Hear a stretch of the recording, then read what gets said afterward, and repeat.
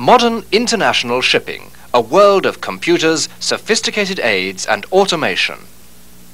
High technology and global communications have revolutionized traditional ideas of seamanship and navigation. Even so, there are times when no amount of electronic hardware can compensate for human error. Mistakes will always be made. Accidents will always happen.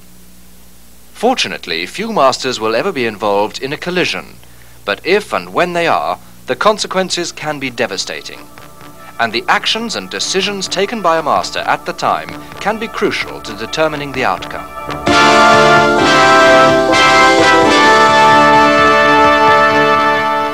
The usual understanding of a collision is a contact of two ships with one or both sustaining damage. But the term can also refer to many other situations. For example, impact between a ship and a fixed object, a pier, breakwater, or a wreck. Whatever form a collision takes, the consequences can never be to anyone's benefit. At best, a shipowner may be found innocent of any wrong action, but it may take years of litigation to prove it. Even then, he will not gain from the situation. The negligent party only has to put the injured party in the same position financially as if the collision had not occurred. At worst, a shipowner will be held to blame. He will lose substantial amounts of money, his reputation will suffer, and his insurance premiums are likely to increase. In both cases, schedules will be disrupted, large amounts of paperwork will be involved, and there will inevitably be irrecoverable hidden costs. In most collision cases, the question of who is to blame will not have a clear-cut answer. Often, if two ships collide, each shipowner will take steps to recover from the other. In these circumstances, the master has a vital role to play. As the man on the spot, he can provide the key evidence, evidence that will support his owner's claim while minimizing any claim made by the owners of the other vessel. The fact that a shipowner may be held to blame for a collision is based on the concept of vicarious liability. This simply means that the owner is liable for the actions of his employees, the master, officers and crew. Negligence leading to a collision may not always be negligence in navigation. Failure to equip or repair a ship may be the cause. Whatever the circumstances, the burden of proof is always on the party seeking to obtain damages. So, in each case, the master should take those actions which will support his owner's interests and offer the best defense against counterclaims. Although there is a general obligation for any seaman to exercise due skill and care, there are forgivable exceptions. One example is when mistakes are made in the agony of the moment, when there is no time or opportunity to make a reasoned judgment as to what action to take to avoid collision. In collision cases, a master who can show that his actions were taken in these circumstances will often not be held to be negligent, even if his actions were subsequently held to have been wrong.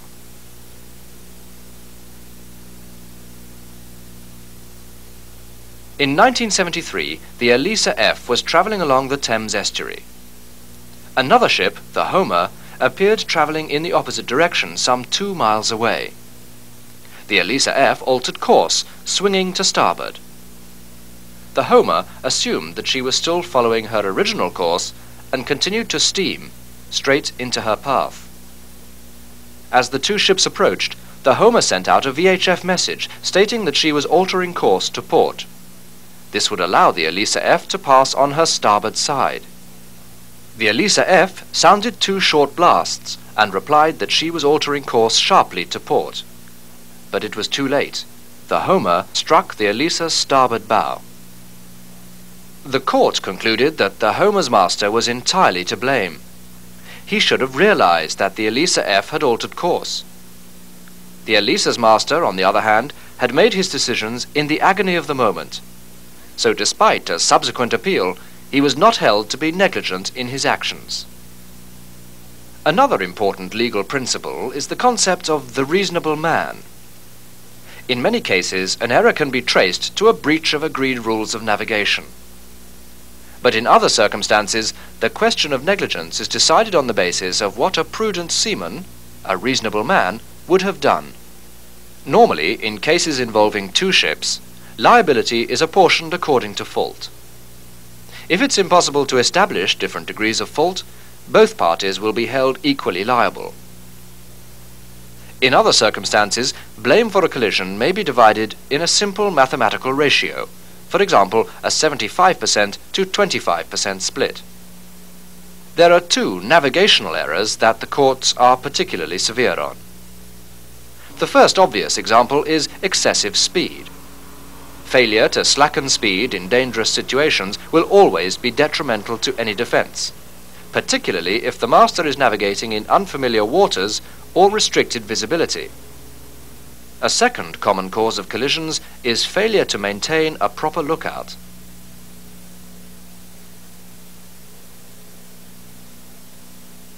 In this case, the Oar Prince had run aground on the banks of the river Schelde. Another ship, the Sabina, was anchored further upriver. She'd been incapacitated by a steering gear failure. Late at night, both ships were receiving attention from tugs with the aim of continuing their journeys.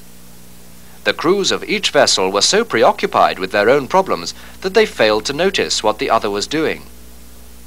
So, while the Sabina swung round into mid-river, the Oar Prince, with her attendant tugs, continued towards her.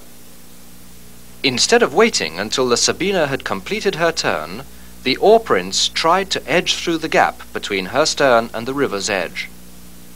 The Sabina could have checked her swing until the Oar Prince had passed, but failed to do so.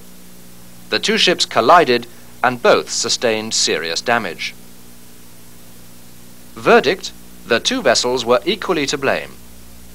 The cause of the collision was the failure on both sides to maintain a proper lookout.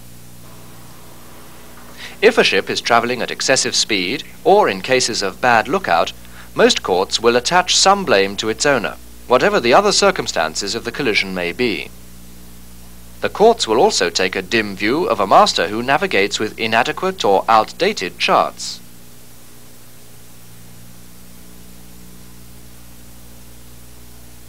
In 1969, the fairway leading to Nagoya Harbor was extended seawards by a mile. 2 years later, a motor ship, the Shavit, was approaching this harbor channel at speed. The Shavit's charts of the area dated from 1967 and did not show the extended fairway.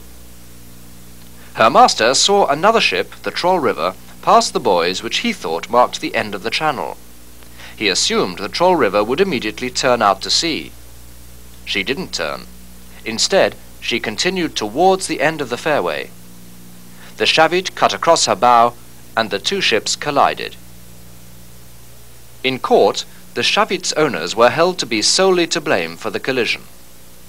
Failure to carry proper charts had caused the accident, and this factor alone was considered to be more important than any other adverse circumstances at the time. The current collision regulations entered into force in 1977, with minor amendments in 1983. They were drawn up by the International Maritime Organization, the IMO, and they replaced the earlier 1960 collision regulations. The IMO regulations reflect the technical advances made in shipping in recent years and define the principles of good navigation, including provision for safe speed, maintaining a proper lookout, and the movement of ships in traffic separation schemes. They provide specific guidelines for situations in which collisions are most likely to occur. Of course, these are a standard part of a master's training. However, taking the right steps to avoid an accident cannot guarantee a safe passage. That's why a master must be prepared for the worst. He must know what steps should be taken after a collision has occurred, whether or not he is in any way to blame. The potential losses inflicted by a shipping collision can be many and varied. They may amount to far more than the repair of physical damage. Liabilities could arise from death or injury, claims by a crew for loss of wages or lost personal effects. There could be salvage claims, cargo claims, damages for detention during repair, and heavy fines. In a collision, some or all of these factors will be involved. So to protect his interests and those of his ship owner, the most important thing a master should do is get expert assistance as fast as possible. The principal characters in the subsequent drama are the hull broker. He is the vital link between the owner and the underwriters insuring the ship. The acting solicitor. His role can be crucial. He will gather the on-the-spot evidence which may determine the outcome of a court case months or years later. The average adjuster. He'll be required to assist the ship owner in presenting a claim to the hull underwriters. The classification society surveyor. Where the ship has sustained damage affecting seaworthiness, repairs need to be specified to put it back in class. The local P&I club representative. For the master, the most crucial person to inform quickly, whether directly or via his owners.